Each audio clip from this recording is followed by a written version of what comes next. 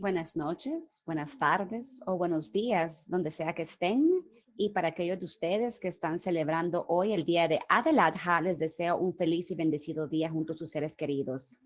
Mi nombre es Marwa Fatafta y soy la gerente de políticas del Medio Oriente y del Norte de África para Access Now, y es un verdadero placer para mí estar moderando la ceremonia de clausura de lo que ha sido una increíblemente inspiradora, emocionante y también agotadora semana en RightsCon. Quiero comenzar con un comentario personal para decirles que me parece increíble que cada uno de nosotros esté sentado ahora mismo frente a una pequeña pantalla en muchos distintos rincones del mundo, todos con diferentes orígenes, literalmente hablando. Sin embargo, aquí estamos saliendo de una semana en RightsCon con un fuerte sentido de comunidad y con mucho entusiasmo, energía, creatividad y resiliencia.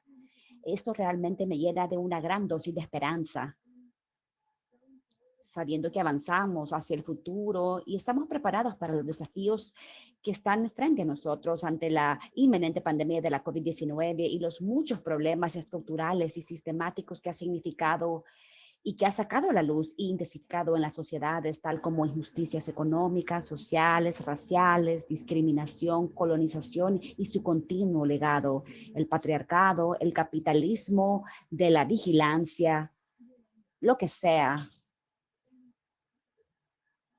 A veces siento que cada vez que miramos alrededor hay tantos incendios y humo que se vuelve a veces difícil encontrar un parche despejado de cielo azul.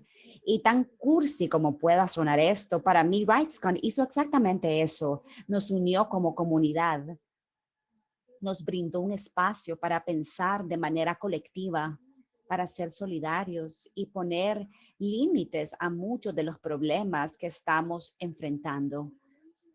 Quiero detenerme aquí y hacer una pausa para reflexionar mientras convocamos ahora a muchas de las personas y comunidades que se encuentran actualmente en primera línea, luchando por los derechos humanos, protestando en las calles, luchando en los tribunales. Muchos de ellos están tras las rejas por hablar y defender nuestros derechos, como en Egipto, en India, en Myanmar y en muchos otros lugares.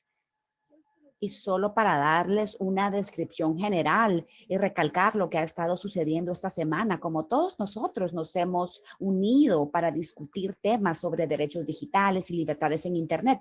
Por ejemplo, en Hong Kong esta semana, 4 estudiantes activistas fueron arrestados y acusados bajo la recién adoptada Ley de Seguridad Nacional.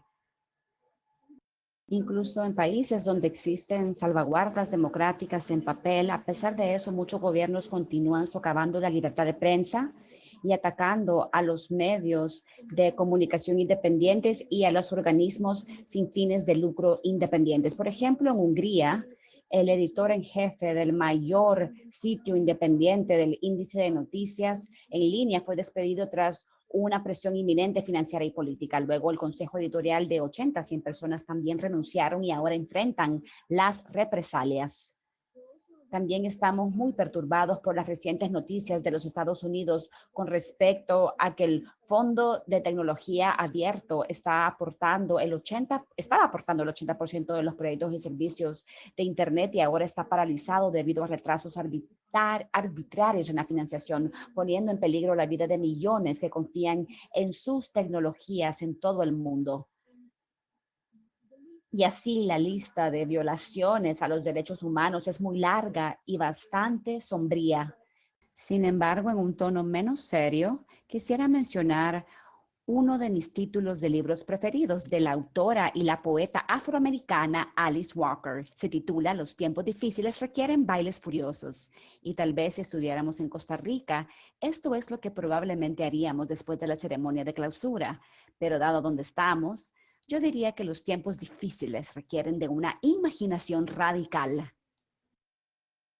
Así que después de una semana de muchos debates interesantes sobre los asuntos que estamos enfrentando, pensando en el futuro, ¿cómo podemos construir sistemas justos y equitativos para el futuro? ¿Cómo podemos tener tecnologías que nos conecten sin abusar de nuestra privacidad y datos personales? ¿Qué tipo de Internet nos gustaría tener en el futuro? Y para ayudarnos a pensar en estas preguntas y compartir sus visiones para el futuro y volver a imaginar nuestros presentes, sin más, me gustaría darles la bienvenida a los distinguidos invitados y ponentes para el día de hoy. Nicholas Thompson, editor en jefe de la revista Wired, la comisionada Antonia Urrejola Noguera, relatora sobre los derechos humanos de los pueblos indígenas para la Comisión Interamericana de Derechos Humanos, y Said Rade Hussein, es comisionado de las Naciones Unidas y miembro de la Junta para la Facultad de Derecho en Penn Law. Entonces tendré un sesgo total y le cederé la palabra a nuestra ponente mujer, la comisionada Antonia. Los derechos de los pueblos indígenas es uno de los principales temas en RightsCon e intentar visualizar un Internet inclusivo y descolonizado para las comunidades indígenas, para muchos más en todo el mundo. Existen estándares interamericanos sobre el derecho de los pueblos indígenas que hay que tomar en cuenta con respecto a la brecha digital y el acceso a Internet. Tiene la palabra. Bien, antes que nada, muchas gracias por la invitación a los organizadores y también es un honor estar aquí con mis copanelistas. También me gustaría saludar a todos los que están escuchando desde donde sea que se encuentren. Creo que este es un evento realmente bueno y lamento mucho que no pudimos hacerlo en Costa Rica. Hubiese sido mucho más representativo.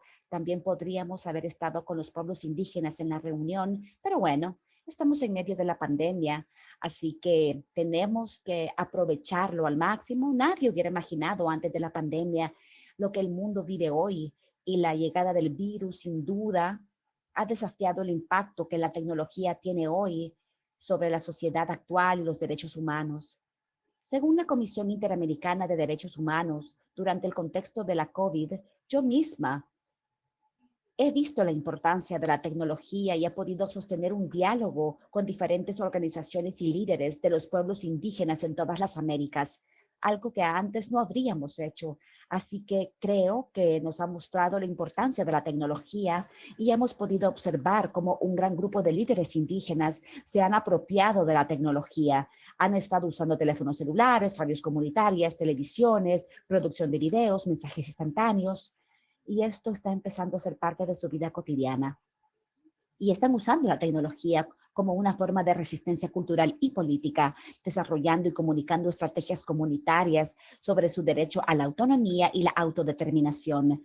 Yo misma he estado en encuentros con pueblos indígenas de las Amazonas y los he visto con sus celulares, moviéndose de un lado a otro, incluso subidos en los árboles, y no estoy bromeando cuando digo esto, para encontrar señal de internet y poder reunirse con la comisión. Entonces, por supuesto, esta pandemia es algo que ha sido terrible para el mundo actual, pero también nos ha obligado a buscar oportunidades en cuanto a la tecnología. Y antes de hablar de los estándares humanos interamericanos, creo que tenemos que hacernos algunas preguntas, especialmente a las personas que están aquí conmigo hoy y también a las personas que están escuchándonos el día de hoy. Hay muchas preguntas sobre cómo podemos aprovechar estas oportunidades y también cómo podemos apoyar a los pueblos indígenas abordando estas brechas y tecnologías. También debemos preguntarnos cómo trata la tecnología a los pueblos indígenas. ¿Cuánto de ese trato es con su participación y con su consentimiento? ¿Tienen los pueblos indígenas las mismas posibilidades de hacer uso de la tecnología en comparación a otros actores de la sociedad? Es distinto. Los jóvenes de diferentes medios contribuyen a la transmisión de su memoria histórica o de su supervivencia física cultural, o al contrario, tal como algunos líderes indígenas señalaron en algunos de los eventos llevados a cabo esta semana. ¿Acaso el acceso a los distintos medios de comunicación ponen en riesgo su patrimonio e incluso puede significar la extinción de su cultura? ¿Qué pueden hacer las organizaciones que trabajan con nuevas tecnologías como Access Now? ¿Qué pueden hacer para garantizar el acceso de los pueblos indígenas al Internet, a la información? ¿Qué pueden hacer las organizaciones para el desarrollo de sus capacidades, especialmente con respecto a los más ancianos de las culturas, los ancianos que son fundamentales, a los jóvenes? Ellos mismos no entienden el uso de estas nuevas tecnologías. Hay temas urgentes en los que debemos enfocarnos. Hay tantos problemas que abordar y sin duda muchos ya se han discutido en estos días. Me parece que RightsCon ha sido muy visionario cuando planteó estos temas antes de la pandemia. Y por supuesto hoy con la COVID-19 nos ha sido palpable. La brecha digital ha sido más evidente que nunca. En este sentido, antes de responder a la pregunta que me hizo, estamos hablando sobre pueblos indígenas y el acceso a tecnología. Cuando hablamos de la separación digital y la brecha, estamos hablando, por ejemplo, de la semana pasada en Deutsche Welle, se presentó el caso de una familia quechua en la región de los Andes, cuyos niños tenían que caminar todos los días hasta la montaña más alta para poder conectarse con un tan solo teléfono celular que los 3 niños ocupaban para recibir clases en línea. De eso estamos hablando cuando nos referimos a pueblos indígenas, a tecnología y la brecha que vemos hoy. En otro caso, una maestra que trabaja con niñas mapuche, quienes no tienen tecnología, no tienen acceso a internet, ni computadoras, ni teléfonos celulares. Y entonces, ¿qué hizo su maestra? Ella va todas las semanas, una vez por semana, a caballo, a visitar a todos sus alumnos para darles tareas. Y la semana siguiente, ella va a recoger las tareas y les asigna nuevas tareas. Entonces, por supuesto que la brecha digital es de importancia cuando hablamos de inclusión, cuando hablamos de democracia, cuando hablamos de sociedades democráticas en un mundo pospandémico, y debemos hacernos cargo de estos temas con urgencia. En ese sentido, la Comisión Interamericana de Derechos Humanos y la Corte Interamericana tienen algunos estándares sobre estos temas. Y esos estándares están, en primer lugar, incluidos en la Declaración sobre los Derechos de los Pueblos Indígenas. Establece en el artículo 14 y dice, y lo siento que lo lea, pero es importante ver que ya tenemos estándares sobre estos temas. Dice que los pueblos indígenas tienen el derecho a promover y a desarrollar todos sus sistemas de comunicación y medios, incluyendo sus propios programas de radio y televisión, y tener igualdad de acceso a todas las demás formas de comunicación e información. Los estados tomarán medidas para promover la transmisión de programas de radio y televisión en lenguas indígenas, particularmente en regiones donde hay presencia indígena. Los estados apoyarán y facilitarán el establecimiento de estaciones indígenas de radio y televisión, así como otros medios de información y comunicación. Esto que acabo de leer, por supuesto, es crucial en el contexto de la pandemia, porque a pesar de la situación generalizada de acceso limitado a los medios de comunicación, hemos visto la importancia de campañas informativas que los pueblos indígenas han desarrollado para informar a sus miembros sobre la COVID-19 y medidas de prevención en sus propias lenguas, asegurando así la relevancia cultural de estos medios de transmisión de información. La Comisión Interamericana tiene una resolución, la resolución 120, y esta aborda precisamente la pandemia y los derechos humanos, hace recomendaciones a los Estados miembros de la OEA con respecto a diferentes temas relacionados, por supuesto, a la pandemia y a los derechos humanos. Pero uno de los problemas es exactamente que los estados deben garantizar que los pueblos, en particular los grupos vulnerables, tengan acceso a Internet y a otros tipos de medios. Estamos hablando de un continente donde donde el 23% de la población actualmente no tiene acceso a Internet. El Banco Interamericano de Desarrollo ha dicho que en América Latina los pueblos indígenas tienen menos de la mitad de acceso a teléfonos móviles que sus pares que no son indígenas. En Bolivia, el acceso a Internet es 4 veces menor para los indígenas que para los no indígenas. El acceso a una computadora es mucho menor para indígenas en Bolivia, Brasil, Perú y Colombia. Y esto implica una evidente exclusión digital. Y si no abordamos estos temas, que, por supuesto, tienen un impacto sobre los derechos humanos, tienen un impacto en la democracia. Esto es uno de los temas que la Comisión ha estado trabajando con la Relatoría Especial para la Libertad de Expresión. Y entonces, por eso pensamos que estos temas son tan importantes. Y lo que hemos estado discutiendo, especialmente esta semana, no solo en cuanto a los grupos indígenas y a los grupos vulnerables, y en particular en el contexto que tenemos hoy con la pandemia, ya que esta pandemia, por supuesto, aparentemente llegó para quedarse por mucho tiempo, por lo que el acceso a Internet, por supuesto, tiene una dimensión en la democracia. ¿Cómo podemos acceder y garantizar los derechos humanos a todos? Solo quiero, para concluir con respecto a este tipo de situaciones, y quisiera mencionar que tenemos un caso que acaba de ser enviado hoy a la Corte Interamericana con respecto a estos temas que estamos discutiendo ahora. Se trata del pueblo indígena de Zumpango en Guatemala y radios comunitarias, toda la legislación en Guatemala, y no voy a entrar en detalles del caso, pero toda la legislación en Guatemala está está en contra de la inclusión de los derechos humanos para los pueblos indígenas. Y tenemos este caso que va a ser muy importante en relación con estos temas. El caso es de abril, lo enviamos a la Corte en abril, justo cuando comenzaba la pandemia. Y creo que será muy importante porque podremos discutir los estándares interamericanos en un caso por primera vez ante la presencia de la Corte Interamericana. Creo que son mis primeros comentarios al respecto. Es un poco desordenado hablar de tantos temas. No hay mucho tiempo, pero una vez más quiero agradecerles por esta invitación y yo pienso que este es un tema muy importante. Si hubiera sido antes de la pandemia, hoy sigue siendo totalmente crucial que los estados, organizaciones internacionales y las empresas de tecnología también aborden esta brecha digital. Por supuesto que el Internet es muy importante para las personas y para la democracia en las Américas y en todo el mundo. Muchas gracias por capturar las principales luchas de las comunidades y pueblos indígenas de todo el mundo, especialmente cuando se trata de Internet y las nuevas tecnologías. Ahora trasladaremos la conversación a Nick.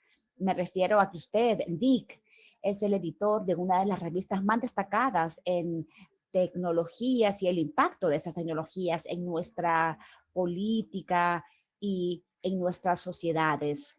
Desde su posición y también pensando en el futuro, ¿qué cree que nos espera? Me refiero a estar ahorita mismo en RightsCon. Obviamente es una conferencia sobre la intersección entre los derechos humanos y la tecnología. Entonces, ¿cómo podemos incorporar los derechos humanos en las nuevas tecnologías que están surgiendo, no solo en Silicon Valley, sino también en muchas otras partes del mundo?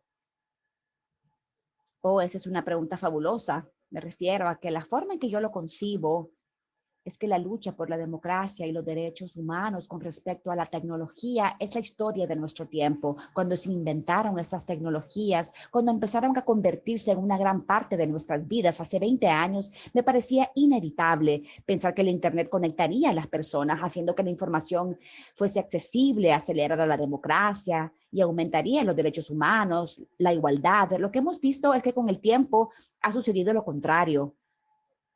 Ha ayudado a los estados autoritarios, en muchos casos ha llevado a la democracia a un segundo plano, en realidad aceleró la desigualdad. Pero creo que lo que ha sucedido en el último par de años y se refleja con el éxito de RightsCon, con cosas extraordinarias que se han discutido en RightsCon, las iniciativas que se han lanzado en RightsCon, se vuelve cada vez más claro que todos se están dando cuenta de esto. También está claro hasta cierto punto que las audiencias antimonopolio en Estados Unidos hace solo 2 días. Así que creo que la conversación sobre la tecnología está cambiando. La suposición inicial era que la tecnología inevitablemente generaría más democracia, derechos civiles, derechos humanos. Ahora casi todo el mundo se está dando cuenta que no es el caso. Los próximos años van a ser justo acerca de esta lucha, cómo fomentar los derechos fundamentales de la inteligencia artificial, cómo utilizar la tecnología para empoderar a los medios de comunicación e información imparcial en lugar de desempoderarlos, cómo utilizar la tecnología para facilitar la democracia en lugar de solo facilitar el autoritarismo. Esa es una forma de decir que no sé exactamente qué va a suceder en respuesta a su pregunta, pero me siento mejor acerca de dónde estamos ahora, al menos en cuanto a la conversación, mejor de lo que me sentía hace un par de años atrás.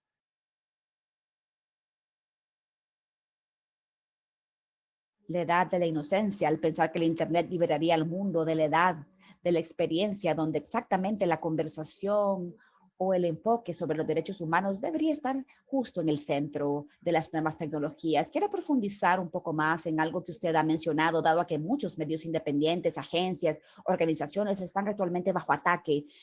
¿Qué debe hacerse para que estas organizaciones sobrevivan?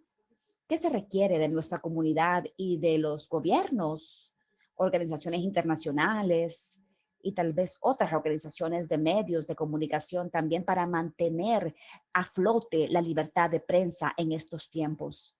Sí, bueno, sabe que hubo una propuesta a principios de esa semana en Access Now acerca del financiamiento público a organizaciones de medios imparciales, hacerlos bueno, obviamente financiados con fondos públicos, organizaciones de medios imparciales en todo el mundo, lo que consideré una iniciativa muy digna. Uno de los grandes cambios que deben suceder es en cuanto a los algoritmos de lectores y de alguna manera la economía para asegurarse de que estén dando prioridad a la verdad, priorizando a las personas que están haciendo su mejor esfuerzo para hacer las cosas bien y no usar los algoritmos para solo dar prioridad a la indignación y a la emoción. Creo que eso es un error fundamental de la plataforma de redes sociales sobre la que sucede tanto discurso democrático, en la medida de que algunos algoritmos y inteligencia artificial que impulsa todo esto pueda empujarnos hacia la verdad, la precisión, la equidad y que finalmente ayude a las organizaciones de medios y luego también le incumbe a las organizaciones de medios y por eso la revista Wired tiene esta lucha, que construir modelos de negocios viables. Ciertamente Estados Unidos por un largo periodo de tiempo hubo un monopolio sobre una forma de publicidad. Ese monopolio desapareció, ya que es la forma en que funciona el capitalismo. El capitalismo a menudo se combina con la democracia, por lo que corresponde a las organizaciones de medios como Wired identificar nuevos modelos de negocios para que el público reconozca el valor cívico de lo que hacen las organizaciones como esta y apoyarlas. Es una combinación de acción del gobierno, la acción filantrópica, la gente, los propios periodistas y la estructura subyacente del Internet.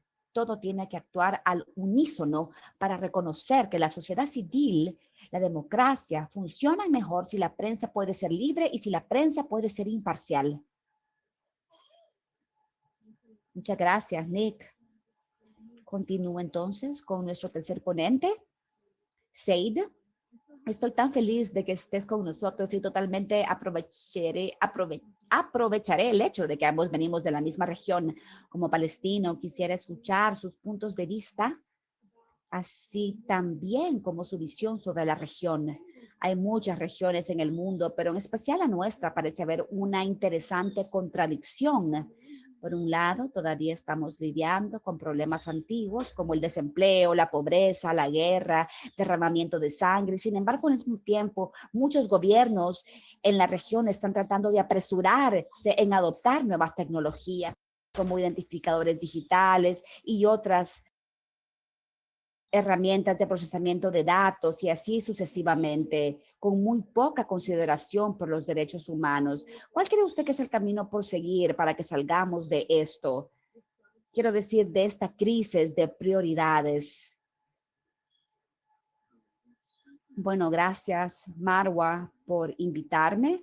Estoy encantado de estar aquí hoy. El día de hoy debería tener el día libre, pero aquí estoy con ustedes. Gracias, Brett y Nikki. Ha sido una excelente semana de ponencias y he disfrutado los paneles e incluso para muchos de nosotros que hemos trabajado en este espacio, cuando sentimos que ya empezamos a saber todo, surge la extraña sorpresa o aquel detalle que antes no sabías y eso hace que esta sea una conferencia inmensamente valiosa. Así que gracias por invitarme.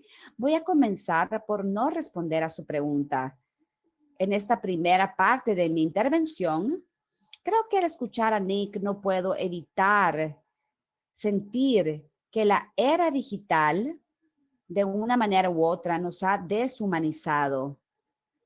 Ha creado bits a partir de nuestras vidas, nos ha convertido en individuos superficiales, partiéndonos de una empresa a la otra. Nuestras vidas están en bits, nuestros pensamientos están en bits, nuestras economías están en bits, nuestra vida política está en bits. Y cuando hablamos de la regulación de este espacio, yo argumentaría que debemos hablar menos o prestar menos atención a la regulación legal y necesitamos invertir más tiempo pensando en la regulación contextual de este espacio. El mundo se está desmoronando y lo hemos escuchado una y otra vez durante los últimos días y retomaré el tema del Medio Oriente, la región MENA en unos minutos. Y eso es lo que al final va a determinar a dónde debe dirigirse la industria tecnológica. Les daré un ejemplo rápido. La situación entre China y los Estados Unidos es muy preocupante para todos. Y a través de una serie de errores de cálculo, fácilmente podemos ver una confrontación gigante entre estas dos potencias nucleares. No es difícil predecir esto, así es que vamos a suponer. Y podemos ver que China está siendo dirigida hacia una posición muy nacionalista y también los Estados Unidos. Me refiero a que el presidente Trump no tiene reparos en reconocerlo. Y digamos que en aras de la discusión tenemos algo menor a un conflicto o un gran conflicto desenvolviéndose. Y si yo fuera un chino americano viviendo en los Estados Unidos, estaría muy preocupado, ¿verdad? Hemos visto esto antes.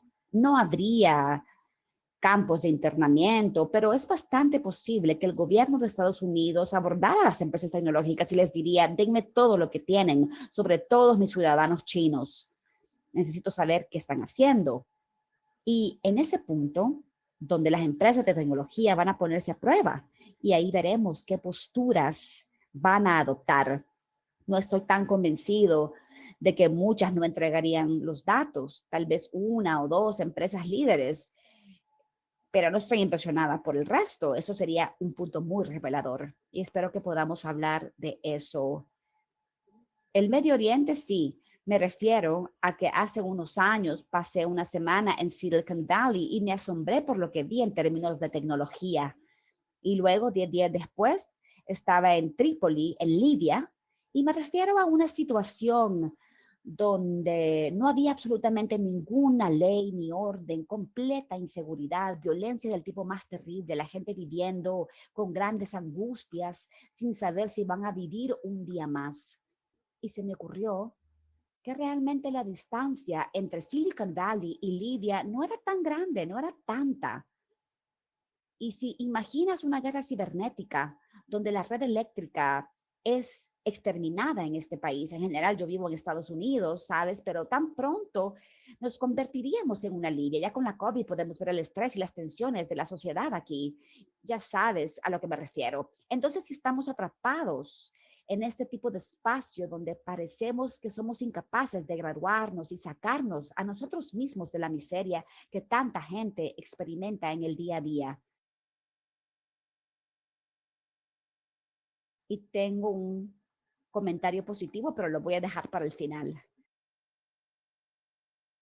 Quiero decir que tengo una pregunta adicional para usted, siendo el ex alto comisionado para los derechos humanos, y este año es el aniversario número 75 de la ONU, y le quería preguntar, ¿qué debe cambiar para asegurar que la relevancia de los órganos de las Naciones Unidas en la era digital sigan siendo relevantes? O sea, ¿cómo podemos nosotros y nuestras comunidades vigilar este pilar de los derechos humanos, que desafortunadamente es el menos financiado de los pilares de la ONU? Bueno, sabe que para todos nosotros en la comunidad de los derechos humanos sí entendemos su importancia. Es sorprendente cuántos fuera de nuestra comunidad no lo entienden, especialmente en el hemisferio norte. Casi nunca figura en la literatura de negocios, casi nunca aparece en la literatura académica, fuera de la literatura jurídica o lo que se hace específicamente en temas de derechos humanos. Y mire que la ONU es un reflejo del mundo. La ONU, y lo he dicho durante mucho tiempo, es tan patética o tan grandiosa como el mundo exterior. Es un reflejo de todo esto, de todos estos grupos, el G20, G8, G7 y así sucesivamente. No va a ser mucho mejor porque esencialmente la reforma tiene que comenzar dentro de los estados y luego es una especie de brillo que se esparce con una especie de gracia sobre las organizaciones internacionales. En este momento, creo que la COVID ha demostrado qué fracaso somos como humanidad. Me refiero a esta pandemia, este coronavirus, Me refiero a que no es nada nuevo para nosotros. Desde que los seres humanos comenzamos a recorrer la Tierra, hemos tenido enfermedades, pestilencias, luego vino la peste negra. Me refiero a que no es nada nuevo para nosotros. Sin embargo, somos incapaces de crear sistemas mediante los cuales un grave brote de salud en un país no afecte a todos los demás. Quiero decir, es una terrible acusación para nosotros mismos y creo que parte del problema es que tenemos esta creencia en las maravillas de la tecnología que también nos han hecho aceptar la arrogancia de los que la venden como si fuese a solucionar todos nuestros problemas. Los problemas en realidad son problemas humanos y deben comenzar con un liderazgo global de mucha mejor calidad, porque a menos que tengamos eso, creo que estamos en peligro. Siempre recuerdo los comentarios que Niels Bohr hizo a Franklin Delano Roosevelt en 1944, cuando le dijo, sí, la bomba atómica puede darles ventaja militar temporal y una guerra muy brutal, pero será una amenaza perpetua para la sociedad humana. Y me temo que aquí es a donde está la tecnología. Va a ser una amenaza perpetua. Sin embargo, hay un aspecto positivo. Incluso veo el increíble trabajo de Max Schrems y obtuvimos la decisión dictada por el Tribunal de Justicia Europeo el otro día. Me refiero a la política sin nombre del escudo de la privacidad. Quiero decir que es asombroso lo que un solo activista puede lograr. Y ahora con tantos que están trabajando con Access Now y también participando en RightsCon, creo que también hay mucha esperanza. Muchas gracias. Y en una nota positiva, creo que inconscientes del tiempo que hemos alcanzado muy rápido, hemos llegado al final de nuestra sesión. Quiero agradecerles mucho por estar con nosotros hoy y por compartir sus visiones y reflexiones que han sido muy valiosas. Ahora moveré o cederé la palabra a mi colega Nikki. Nikki es la directora de RightsCon y quiero decir rápidamente, Nikki, antes de entregarte el micrófono, lo impresionada que estoy, y supongo que también todos los demás que estamos viendo y asistiendo a RightsCon, sobre lo increíble que estuvo y lo tan bien organizado. No es nada menos que magia. Te lo dije fuera de línea, pero quiero decirlo nuevamente en línea. Muchas gracias otra vez y tienes la palabra, Nikki.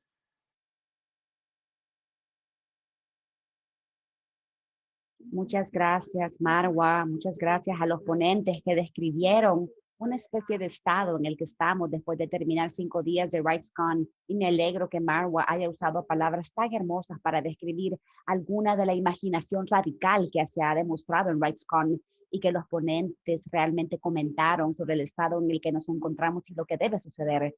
Y saben, cada año creo que todos quedamos impresionados, como siempre, por el compromiso, dedicación, energía y resiliencia de esta comunidad, y eso es más visible que nunca aquí en RightsCon en línea.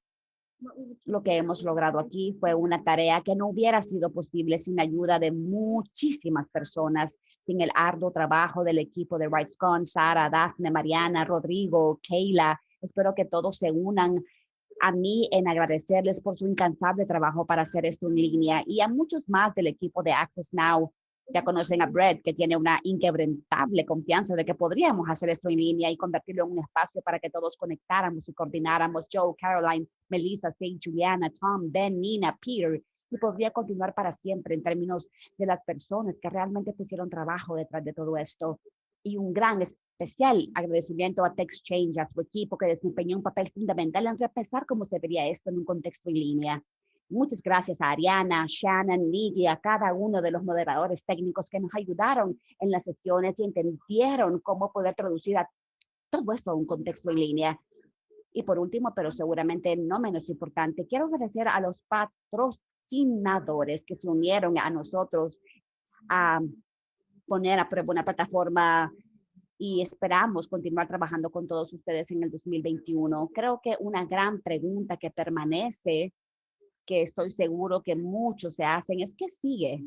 Y bueno, primero el equipo de RightsCon y Access Now se va a tomar un tiempo para descansar antes que resurjamos para el próximo ciclo, pero a corto plazo muchos de ustedes han estado preguntando acerca de la plataforma, qué les sucede, y hay grandes noticias para ustedes. Y es que la conversación no termina aquí después de las ceremonias de clausura. sino que podremos continuar viendo el contenido alojado en la plataforma por los próximos días. Ha sido creado por todos ustedes, para todos ustedes, y seguirá siendo disponible. Y vamos a pensar en nuevas formas de mostrar esas conversaciones importantes y continuar edificándonos a partir de ellas. A continuación, deseando poder hablar con todos los que hemos estado aquí y logrado aquí momentos para celebrar los éxitos, documentar los resultados, qué funcionó, lo que no funcionó, para que podamos adaptarnos y hacer la próxima cumbre del año que viene incluso mejor.